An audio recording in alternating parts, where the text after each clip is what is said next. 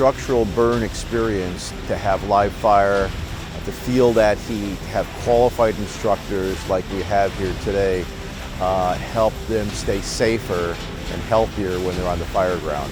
It's state of the art. I wish we could use it more often, and I would be hopeful that in the future we can. It's a state of the art facility. The instructors that are here are seasoned veteran instructors.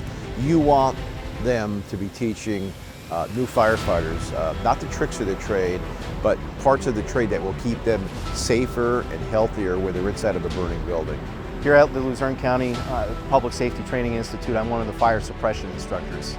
So it's my job to take firefighters who participate in the Essentials of Firefighting program, which is the bare bones basics of firefighting program, take them through that and then into what we call fire suppression training.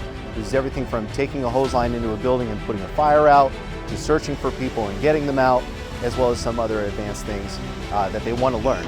So whatever kind of course they want to learn, they can obviously submit it to LCC, and fire suppression instructors like myself or others will be here to facilitate that class for them. Just that environment, television doesn't tell the story.